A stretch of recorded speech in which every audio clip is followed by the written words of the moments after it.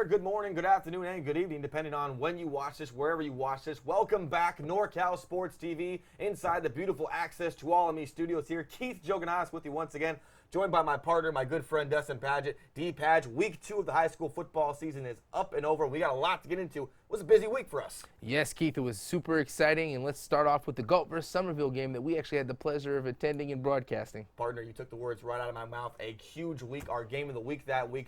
Galt and Somerville, you talk about the away Somerville Bears, got off to a bad start in week 1, 0-1, up 14-3 in that contest, D-Padge, but they couldn't put it away, let the lead get out of their hands. And you talk about the other side of it, Galt High School, the Warriors, opening up Irv Hatzenbuehler Field after it's remodeled, got off to a slow start in week 1, but finished with 28 points in the third quarter, and were able to end on a high note and get the win. So one team didn't get off to a fast start, finished strong. One team got off to a great start, did not finish the way they wanted to, so something's got to give. We go to the tape. We come to you live from Irv Hatzenbuehler Field. 0-1 Somerville on the road, looking to get back to 500 in week 2. Galt High School 1-0. Tim Coblay's Warriors, dreams of a section championship, looking to go to 2-0 on the season. Stalemate in the first quarter, D-Patch. We finally get our first points at the 10:46 mark of the second quarter. Ian Headley made one field goal in week 1. He knocks one home here from 28 yards. That gets Somerville on the board first. Yes, Keith, they were able to get 3 points out of it to take the lead, but the drive stalled up. Warriors defense was able to hold strong there. Somerville had been really stalling for the prior 2 quarters of the game before that and heading into this one, but their offense comes to life later on in the second quarter. Like you said, the offense comes alive, and it comes at the 5:05 mark of the second quarter. Jaden Broschini fakes it to Veach up the middle, takes it himself on the great keeper, rolls out left 44 yards to the house. No one within 10 feet of him, D-Patch. What a fake. Oh, yeah, Broschini shows that he is athletic and he could use his legs. We already knew that. He had a 73-yard touchdown run the week before. We were expecting him to do something on the ground. And again, late in the first half, he had another great run. Comes up 2 yards short of the end zone on the final play of the half, Keith. No touchdown with time expiring in the first half,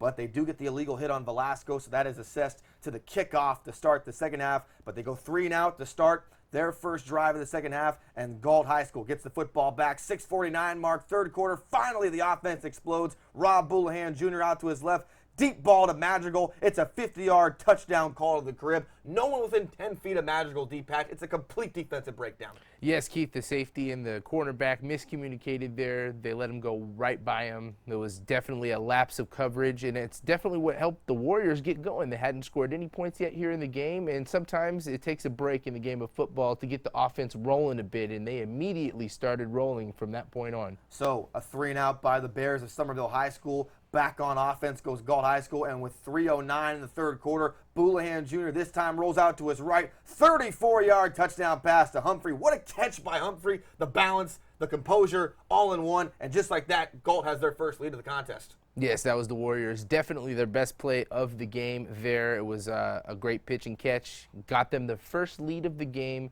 Wouldn't be their last lead, Keith. This game turned into a barn burner. 4 lead changes in the second half. So Sean Leverous and his Bears see another early lead evaporate. How would they respond in the face of adversity? Jaden Broschini says, I'll show you. 11:48 mark, fourth quarter. Broschini, 48-yard touchdown run. Man, this kid could fly. He was out there moving, D-Patch. Oh, yeah, he was on the ground all game long. If he wasn't giving it to his running back, he was running himself, and they were just really killing the ground game. They didn't really have much of an air attack, Keith, but they didn't need it. The ground and pound was working for them all game. So Somerville answers back with flying covers. However, it's Galt's turn now to redo the momentum and redistribute that energy. They go on a long drive, 9:15 to go in the fourth quarter. It's Blake Beck, the linebacker, but they use him as a running back. He trucks his way right through the middle for a 4-yard touchdown run. 21-17 Galt High School. Beck, a battering ram down there at the goal line. Yes, Beck finished that drive off, Keith, and that actually was the best drive of the game. Galt was down by 4 points. They had gone down again in this game. It was the second time they had been down, and he was able to take the ball all the way down the field. I believe it was about a 70-yard drive that was capped off by that 4-yard touchdown run to give them the lead yet again. But Somerville not going down without a fight. Not going down without a fight is an understatement. Broschini back again trying to get the lead. 8:14 to go in the fourth quarter. Fakes the play action. 42-yard touchdown pass up the middle. It's Titus Shirley right there in stride. He had to outrun the safeties. Man, what a complete fake out. This time throwing the football as opposed to running it.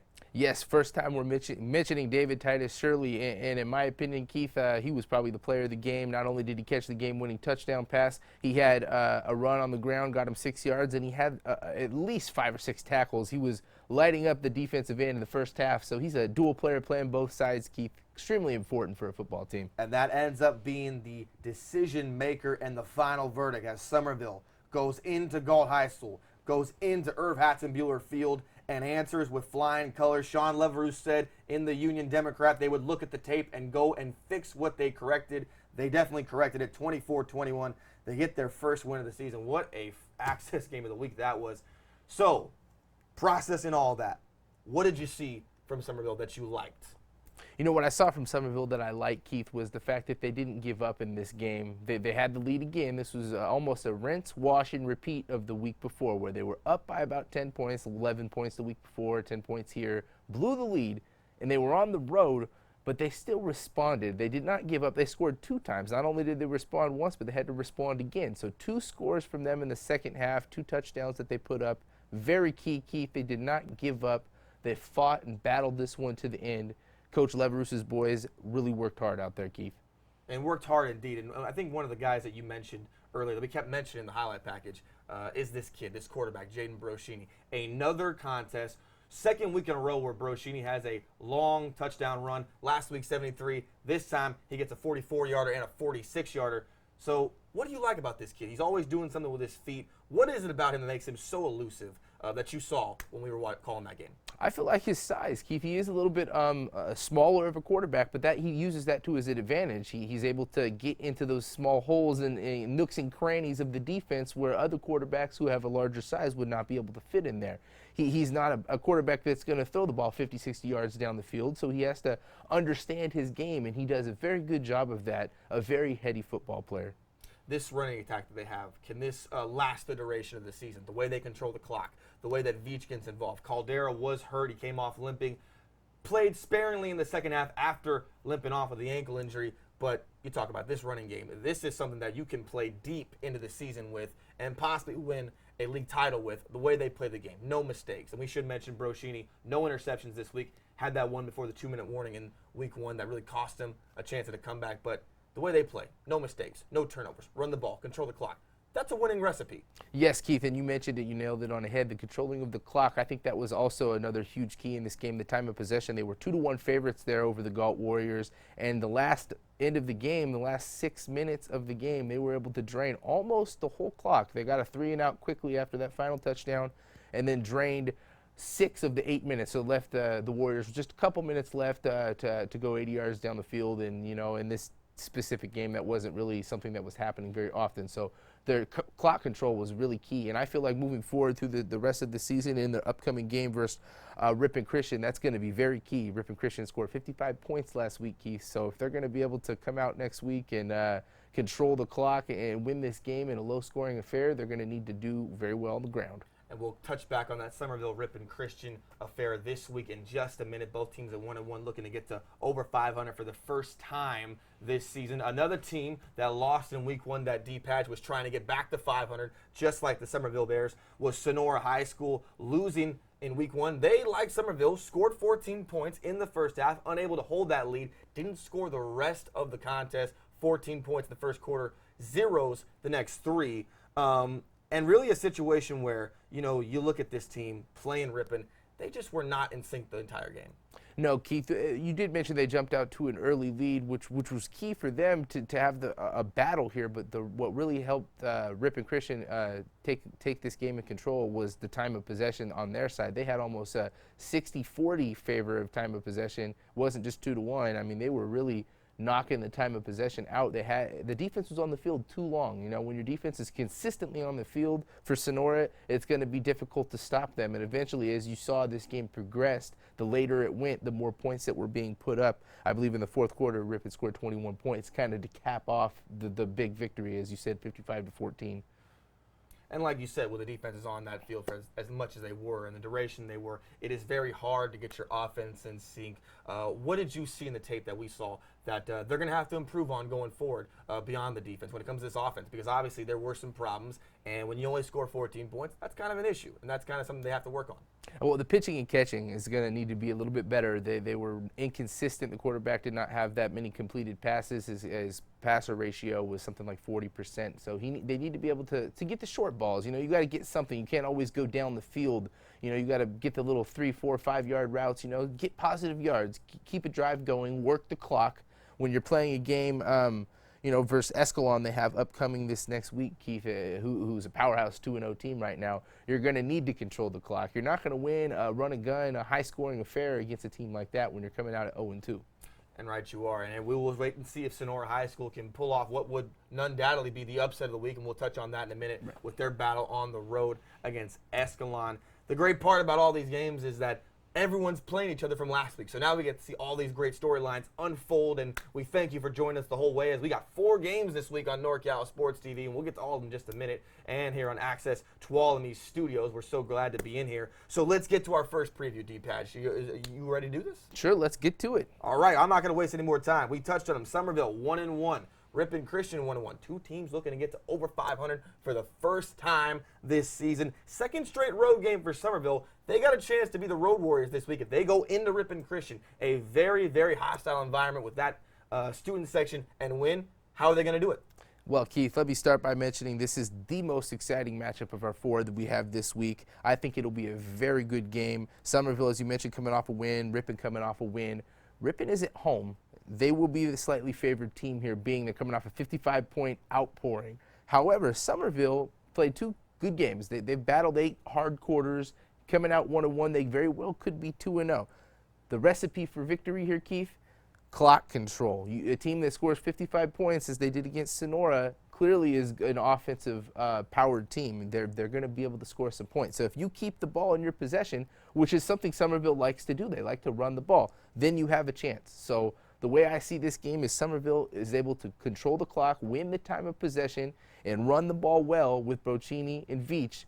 They have a very good chance to come out on top. And we should mention Veach was also banged up in week 2. Hopefully he's able to go very healthy. We'll talk to Sean Levers about that later on in the week. But you mentioned it. I wrote this stat down because I think this is very, very important for the folks at home to think about. Somerville losing week 1 to Mariposa Valley. All their touchdowns on defense came through the air. 3 touchdowns in week 1. They gave up 2 against Boulahan Jr. and the Warriors of Galt High School. And last week, Noah Lingley for Ripon Christian was awesome. 25-44, 386 yards, 3 touchdowns. They really need to contain him if they're going to have any chance.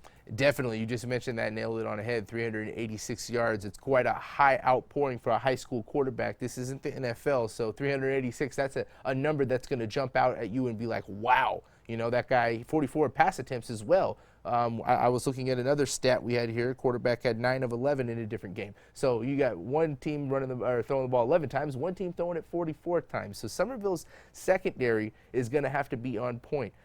Remember, key back to that the game that we were talking about with Galt last week, where their cornerback and their safety had a miscommunication and allowed a 55-yard touchdown pass. I'll tell you, Keith, if they have a play like that in this game versus Ripon, they might not come out on top. They have to lock that up. They can't give up those big plays against a team like this that's offensively powered with Lingley. Yeah, it's not even just Lingley, because you mentioned it. The offensive firepower the Ripon Christian had, 42 points last week. They put up points not just through passing, D-Patch, but through the running game. Last week, Groans, 8 carries, 107 yards, 2 touchdowns. McGovern, 28 carries, 180 yards, 4 touchdowns. This team can burn you on the ground or through the air. They got to be careful with these running backs, because they were able to contain the run with Boulahan Jr. and Tran somewhat, but they let either Groans or McGovern get through in the open field. It might be a woke game for them.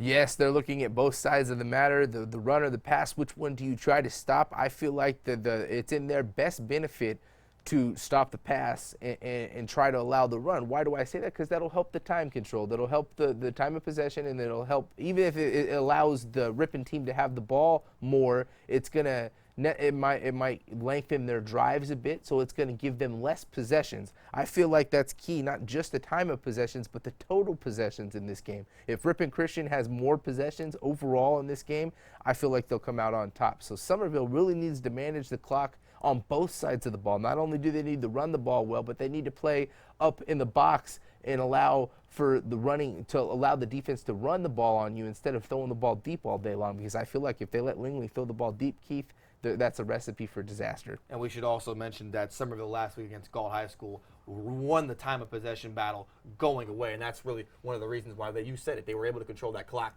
so far. All right, so both teams 1-1, looking to get to 2-1. Who would you take in this contest and why? You know, I will take Ripon Christian here, Keith. I feel like that they are a powerhouse, and they're a very good squad that if you just look at it in itself, a Ripon Christian squad. Christian schools tend to be the smaller schools. So why are they playing up in this division, Keith? Well, that's because of their play. The quality of play allows them to be in this division. They're playing up against their opponents, and overall, I feel like the home advantage is going to come into play in this game. I feel like it's going to be a higher scoring affair, something along the lines of like a 35-21 type game. Ripon Christian, that's where I'm calling. Well, they always say it's not how big the dog is, it's at the heart in the dog. So if you can do it, why not? So we'll wait and see on that one. Somerville and Ripon Christian, one team will walk out of there at 2-1 on the season and right back on the driver's seat to competing in their league. On the flip side, another game we're going to have here on NorCal Sports TV and access to all me studios. Sonora High 0-2, and on the other side of the fence, Escalon 2-0. Escalon last year, Dustin, second season for head coach Andrew Beam, 11-3 last year, losing in the D5 San Joaquin section semifinal to Hillmar. They look like they haven't missed a beat at all. 2-0 on the year. This is a team right now that's firing on all cylinders. Yeah, they are scary, Keith, and this is actually our Access Tuolumne game of the week upcoming in Sonora versus Escalon. I feel like it's going to be an uphill battle here for Sonora. Escalon is coming out on fire. Their quarterback last week, Ty Harris, with 2 TDs, 9 of 11. They've got running back Luke Anderson, had over 100 yards on the ground. They're a really good team, Keith, and I feel like they are actually the favorites in their conference here to come out and to move on into the playoffs as well as they did last year. I feel like they're going to be a tough team to beat, really. I mean, this matchup does not line up well on paper for Sonora. Not only did you just mention it doesn't line up well on paper for Sonora, but the stats and the history do not have it lining up well for them as well. 2018, the last meeting last year, 34-6 beatdown, yes. And in 2017, 28-7 losing to Escalon. That is a combined score, folks. If you're keeping track of 62-13 in their last 2 meetings, why should anyone give what looks to be Sonora a chance at this? What percentage would you give them a chance at? You know, Keith, I'll give him a 5% chance just because this is high school sports. Anything can happen. The favorites don't always tend to be, you know, jumping out at you. But the chances of them winning this game are this. As you just mentioned, 7 points, 6 points. And then last week they scored 14 points in the first quarter, but then nothing the rest of the game. The key for them here is to score some points. If they can score a few touchdowns in this game, 21, 28 points, somewhere around there, that'll give them the chance. You know, they're going to have to, as well as Somerville, we said in the game before, ball control. You know, stick to the basics, you know, get first downs. That's a key for a team that's struggling getting wins, getting points on the board. You know, when you're on the offense, don't feel shame on a first and second down, running the ball 2 times in a row, just to give yourself a reasonable third down attempt. Well, right you are, D-Patch, and we will see what happens as Sonora just looking for their first win of the year. Meanwhile, Escalon represent what can only be described as a Mack truck on the freeway, getting through everybody in sight. So we'll see if the Escalon Bears can continue to go to 3-0, or does Sonora pull the upset? That's why they play the game, D-Patch. A couple more games we wanted to get into briefly. Thursday night fiesta, Tracy and Turlock. Shouts out to the Quarterback Club, one of our great sponsors. These 2 teams, like we talked about, with in regards to Somerville and Ripon Christian, someone's coming out of this over 500. Who would you take? You know, this game is going to be an intriguing one. They're both coming off losses to teams that I feel like they both think that they should have beat. Turlock lost to Clayton Valley Charter. A charter school, you don't typically see them having high school football teams, so give them the credit for coming out winning 21-7. And Tracy team lost 35-21 to Buhok County, which is also a smaller school than Tracy. And Tracy is one of the higher ranked teams in the state, so they weren't expecting to lose these games. Both teams are coming off a head scratcher, if you will. So Turlock being at home, you know, evenly matched teams, I feel like maybe that gives them the slight advantage. But honestly, Keith, I feel like of all the games on our schedule this week, this is the toughest one to predict. I feel like it's going to be a close battle. Could go either way. So you're going 50-50. Yes. You don't really know. Yeah, it's kind of a toss-up here. Well, at least you're honest. You pick the safe bet. You know, pick something you're not comfortable with. So we'll wait and see how Tracy and Turlock do on Thursday night. A little weird. They're not playing on Fridays, but hey, it's different. It's original. I like it. I kind of like it.